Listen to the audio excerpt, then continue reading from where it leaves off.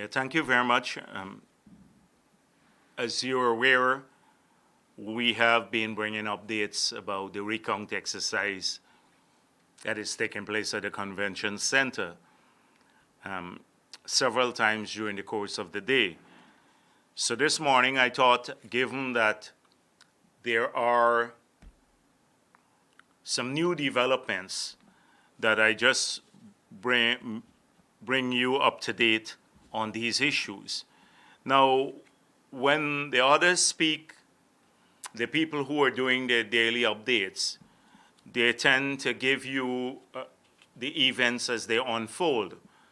And the way we assess this situation in the People's Progressive Party so far is that there have been several issues that came up in the course of the recount, issues that had to be resolved by the Commission.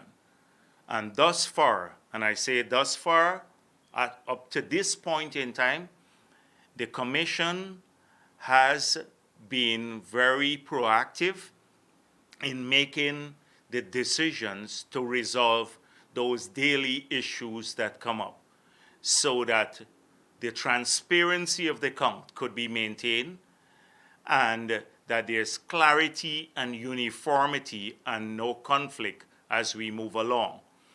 So I do not want to overburden the population or people with what is going on a ball by ball blow in the convention center, because these issues, as they crop up so far, they have been resolved by the Commission, and there are several issues. There are over 30 issues that came up in the last 10 days, and there has been a decision of the Commission, and I must say that the decision has, in almost all the cases, have gone towards ensuring the transparency of the count and moving it along in a speedy fashion, although we have not achieved that. So we have focused, and I want to focus on the big issues that are bothering us now, and I'm sure people across the country. And the big issues in the recount now, the first one is the pace of the recount. So the Commission on its own, after looking at the slot in the recount, because we're averaging less than 50 boxes per day in the 10 workstations, and these would, if we go at the same pace, would result in several months of us being in the convention center in the recount process. I know this is what APNU wants, but the whole country wants the recount done transparently but expeditiously in the shortest possible time. So the Commission met and they decided unanimously that they wanted new workstations. This was several days ago. They've made all the arrangements. And yet the COVID task force, which is made up of not just the politicians, as I said before, Volder Lawrence, Joseph Harman, Cummins, and others, Nagamotu, but many of the people who were at the technical level were handpicked for their political affiliation. They have, until now, although they promised to respond to the Commission, they have not given their approval. Although, in my view, they are not required to give approval. The Commission should forge ahead with this.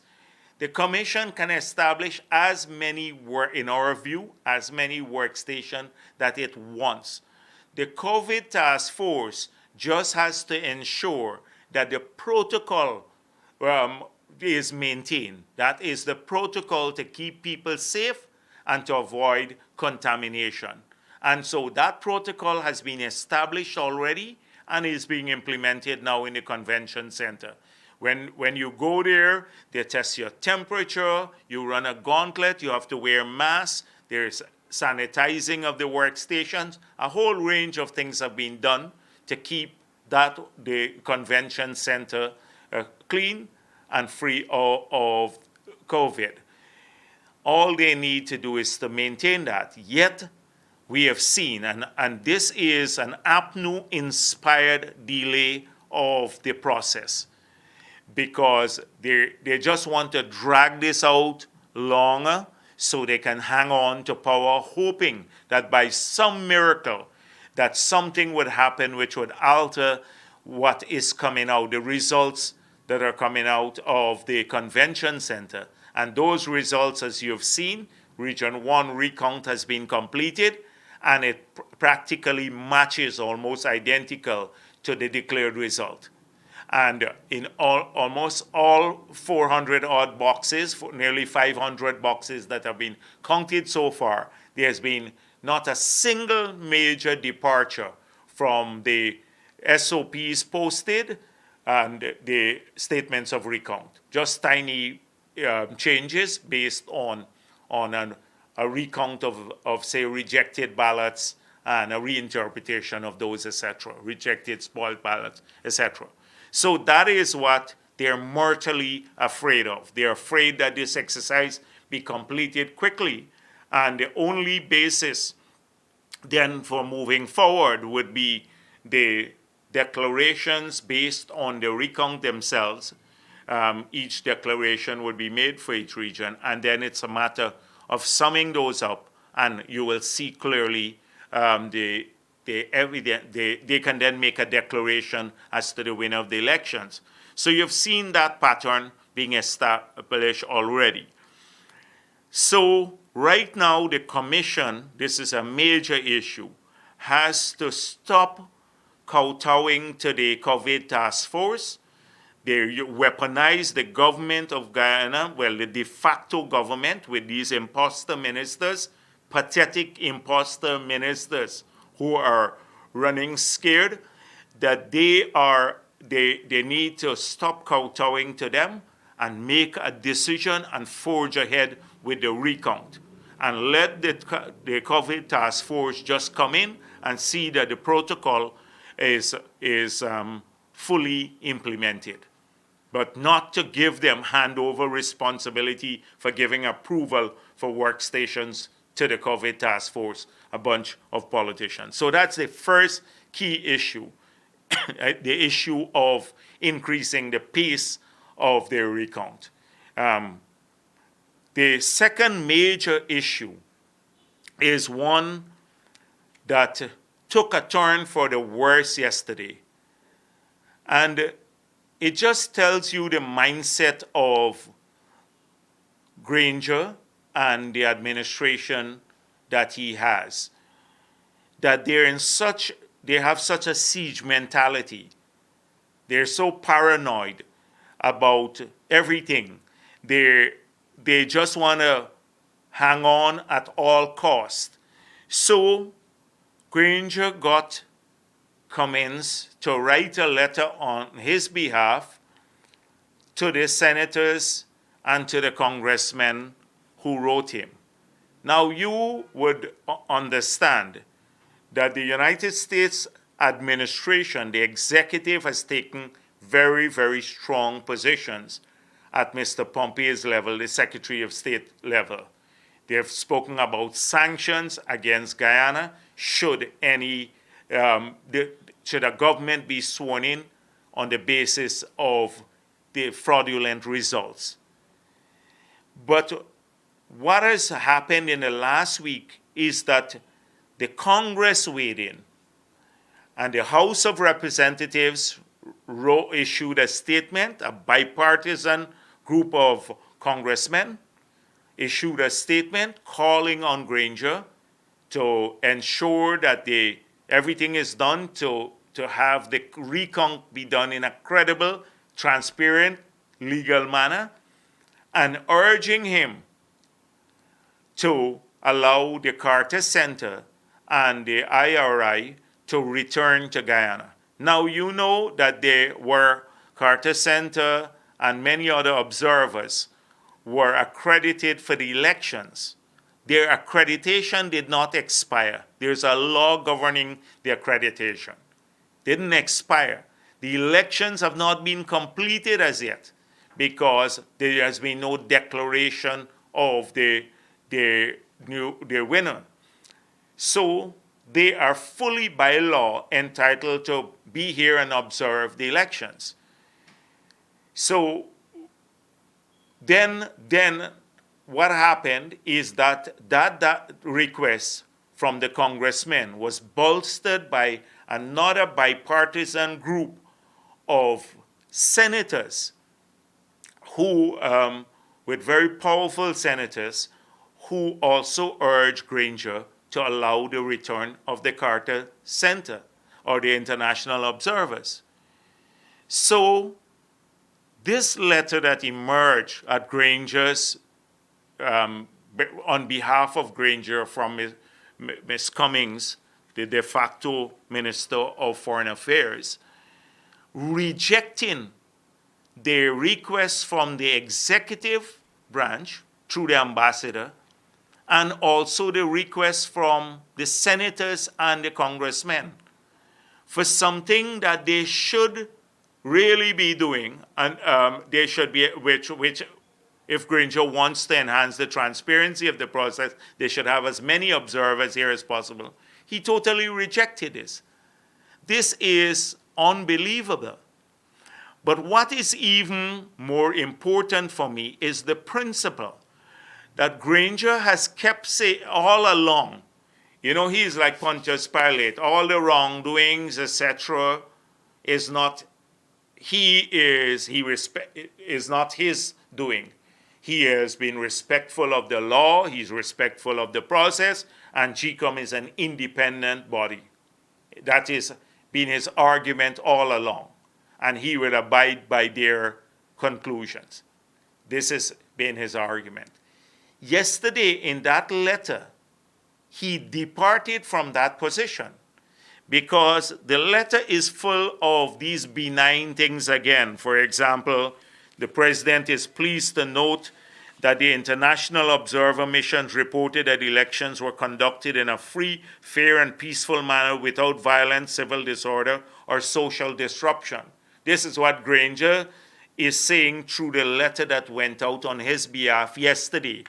Whilst the Katiyus and Ramjatans, well, Amnali and Patterson and Harmon and the others are singing a different tune. They're saying that the elections were not free and fair, that there were so many irregularities that Amna wants to even annul. She said yesterday that the election should be annulled.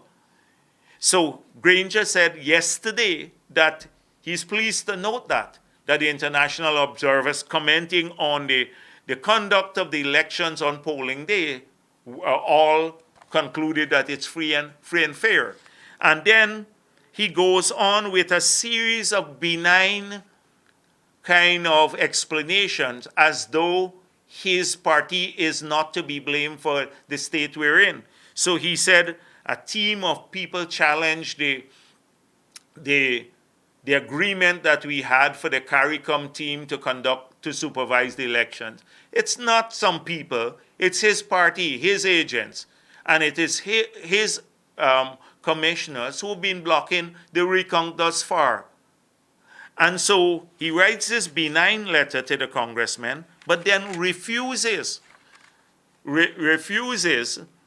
to allow the Carter Center and the others to return to Guyana on the ground that it's two grounds. On one, that the COVID restrictions he has, and two, that he is comfortable with the CARICOM team, and therefore there is no need for more observers. Now, let me say, first of all, we're very, very happy that the CARICOM team came back after the way they were treated at the beginning by APNU. They were forced out of the country, the high-level team. And they had 5 persons at that time in the high-level team to oversee and to supervise the recount. They came back here, and we are very, very happy they're back here. But it's not the same team. And now there are 3 persons from CARICOM, and you have 10 workstations now with the possibility of increasing those to 16. So how could 3 international observers, and they're not purely observers. They came as part of the CARICOM team. But they've been downgraded by GCOM from a supervision team to similar status as any other observer, the same status. But just 3 of them. Now we're happy they're here. We're glad they're here, and we want to thank CARICOM for sending them. But they're not adequate. And Granger just says, I prefer these, so I can't allow others to come. That's his first explanation. He prefers the CARICOM team. Well, this country doesn't run on the basis of Granger's preferences. It runs on the Constitution of Guyana, the laws of Guyana. These people were duly accredited. They have a right to be here, not based on Granger's preferences. And so he, in spite of the fact all along he was saying he is not getting involved in the election processes, he has gotten directly involved now by rejecting the international observers on the basis of his preference, what he wants, who he wants in this country, which international observer group. That's not Granger's call. And one wonders what the motive is, which I'll come to in a moment. And then the second excuse is that they must respect his government's decision that he made on the COVID-19 pandemic. So how come Granger has been approving hundreds of people for the oil companies, and he is not concerned about their coming to Ghana in the middle of this pandemic, but he's concerned about 4 observers coming in from the International Observer Group? You see the duplicity of it. And how they can come in on the same basis that the CARICOM team came here. They got tested. First, they wanted to quarantine them, and thankfully, good sense prevailed. That didn't happen, but they can get tested. So there is no risk whatsoever on the basis of the COVID pandemic, using the COVID pandemic as an excuse. So Granger thinks that people are stupid, including the international community, that they can't see through what his plan is. He just doesn't want them here. And obviously Harman and the others are leading this charge. I saw them putting out something with Burnham, how Burnham was very strong, etc. That was a different era. That was the Cold War era. Now, it's a very different time. And your economy could be crippled overnight if you continue to behave this way as he's behaving. But he has no care, Granger or the cabal, for the economy. But they would feel the pain personally if they continue this way. So my concern is that, and we've just gone to a protest in front of the Foreign Ministry. Now, everyone has masks, they're 6 feet apart, but the police came and said it's illegal, and they called Valda Lawrence. So Valda Lawrence is saying what is legal and what is illegal. But we will persist. We will not allow this issue to go away, because we are concerned that although things are going well at the convention center so far, that they may, when the CARICOM team is inadequate to cover all the stations, it's just three of them here, and then maybe 2 others who will live here from the OAS. But they're hoping maybe at some point in time to spring something. But it's not going to go down well, because we're very vigilant. Like how at the last moment they sprung the Mingo spreadsheet. Well, that's not going to happen, because the country has already seen. What this recount has proven is that the SOPs are matching the SORs, and that Mingo's declaration has been fraudulent, clearly fraudulent. And I'm sure if they produce the spreadsheet, they will, that will prove our case. So these are 2 issues that we are treating as high priority issues. One, the pace of the recount and the weaponizing of the COVID situation. And secondly, Granger using the COVID virus to prevent the international observers from returning. So exploiting the situation, the pandemic, for political purpose, rather than looking out for people and making plans to ensure that they're safe at home and that they're adequately taken care of and they have support, including food and all of that, and maybe cash grants from the government, something that we are contemplating to get us through this tough situation. So this is Granger has now gotten directly involved in trying to intervene in the transparency of the elections, directly through these letters to the senators and to the U.S. ambassador by Karen Cummins on his behalf. No doubt he is being influenced heavily by Joseph Harmon and the others. He is very, very compliant with what Harmon thinks. So that is another issue. We have seen the and this is widely written about, the change in the lobbying contract now. So they're spending nearly $500,000 US, over 100 million Guyana dollars, to lobby the US government with a dossier that says that they won the elections. They have to think that people are as ignorant as they are in the US. And senators and congressmen and the people in the US government or the other international observers must be oblivious to what's happening in here. You've seen the Bruce Golding statement, and there are many other statements that are similar in nature to what Bruce Golding said. So they're wasting their money, and particularly now that Granger has reinforced in the letter to the senators that the elections were free and fair. And this lobbying firm must be having a nightmare. On one hand, they're proving the dossier says that the elections were free and fair and they won it. Granger reiterating that today, and the entire team trying to prove irregularities. And so GCOM must vigorously, that is, the commission must vigorously dismiss all of these wild allegations. They must tell Amna Ali and the others who are seeking to meet the commission today to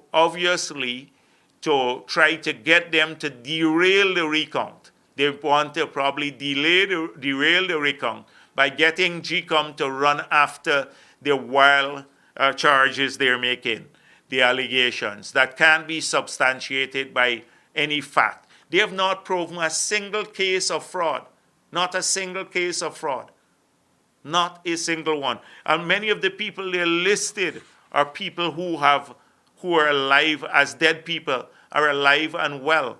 People who they said migrated are living here. They're coming out to the fore. This is a desperate bunch. So imagine Amna Ali yesterday saying that GCOM used the statements of poll in tabulating the results. Imagine that. Yesterday she said that. And that the statements of poll. And she hasn't said a word about Mingo's fraudulent declaration. Then, as not to be outdone, Patterson wants to go back to Mingo's declaration. And Cathy used lies, total, almost like a seasoned liar. You've seen her perform in Parliament, etc. Very incompetent, but prone to lying. She said that all the poll books are missing. If you listen to the GCOM PRO, she said they have the poll books. The poll books are now missing. This is utter a set of lies, and it's a daily diet that they feed many of their supporters to mislead people that they won. That is their or that they're cheated now. The new thing is that they're cheated, not that they won so much. But they keep with this old narrative. Today on DPI website, the web page or a Facebook page, I think it was, they put out something congratulating Granger on the 5th year in office, and then congratulating him for winning a second term. Granger lost the elections. This is what we get from the state media. So nobody should be sucked into it. And I see good, hardworking citizens and many independents and lots of other people who are coming to the fore and picking up the fight on social media to expose these liars, the hustlers who are now in this tiny cabal, and it's shrinking. The cabal is shrinking now as more and more people see where the results are going to be.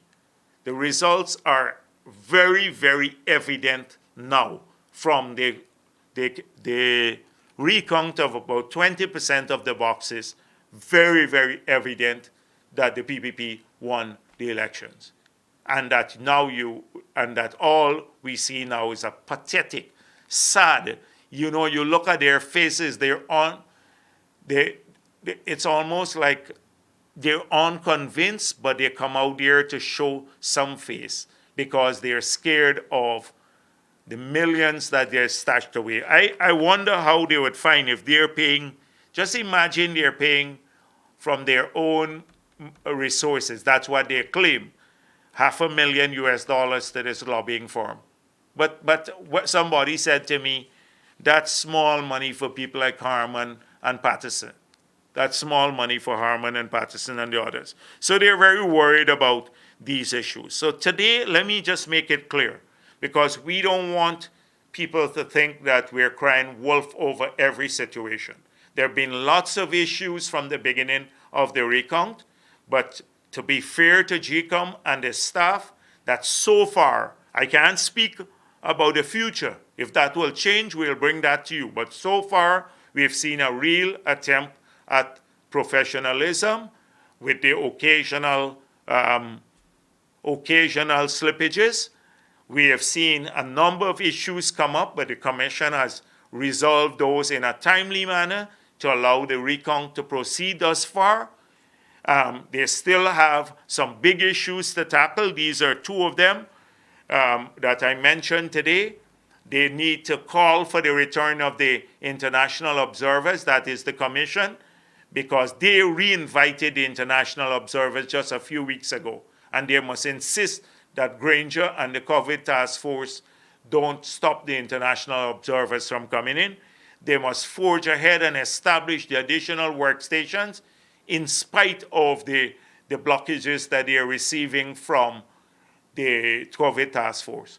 Thirdly, the Commission must see as far as possible to comply with the order that was gazetted, signed by the chair, where after each region is tabulated, or then they would make a declaration. That's in the order. They must follow the order. But these are issues that are the big issues, and they must aggressively. The fourth thing that the Commission must do is to say to APNU, we're not going to be playing your game. We're not going to run off after every wild allegation you make, because if we do that, the recount would be derailed, which is what you want. So the Commission has to make sure that they rebut any attempt of these guys, the APNU thieving cabal, to push them on a side track to run after their allegations. They have evidence, and which they don't have of anything. I saw today this Mark Curtin putting out some things about can people supply the evidence to them, etc. They don't have a single bit of evidence, but if they do, they can file all of those in an election petition and have the elections overturned like it was overturned in the past by Claudette Singh. But that's a matter for the court. That is not a matter for the Commission. The Commission cannot annul the elections. The Commission has an obligation to recount the vote as closely and stick closely as possible to the Representation of People Act. Once that is completed, then to tabulate the votes, the declared totals for all the regions, and declare the official winner. Any party that has problem with that can go to the court. That is what, and the commission has a duty to ensure that the recount is done as expeditiously as possible, transparently. And so far, that has been happening with minor slippages. So, as I said before, I just wanted to focus on some key big issues. That is the pace of recount, the international observers' presence, and the commission rebuffing any attempt for APNU to derail the recount by giving credence to these wild allegations. This is all that I wanted to say at this point in time. We're going to continue. We'll find out why the police are taking instructions from Valder Lawrence, because if we have a peaceful protest, once people are 6 feet apart, they're peaceful picketers. They don't need permission from the police. They are peaceful picketers. They're 6 feet apart. They have their masks. That's double protection. And therefore, they must not be prevented from expressing their democratic right. This country, I know Granger would like it to be ruled by decree, but we haven't lost our democratic rights because Granger or Harman or this COVID task force think that they can exploit the pandemic for their own purposes. This is a pathetic bunch. I've never seen a bunch of losers like this who would just don't care anything about the country but about themselves and their perks. And it's a tiny group, a very tiny group, about 15, 20 of them that are all part of this from the AFC and the APNU, and some of them who are surrounded there. And the minions who go to the convention center, I see how demoralized they are, because they've been pumped up full of lies, and when they go there and the recount is revealing the true picture, many of those people who've been lied to by their leadership are realizing that they don't have real leaders. People would lie and mislead them that much for their own personal benefits are not true leaders. They can't be good for the country or good for their own party. Thank you.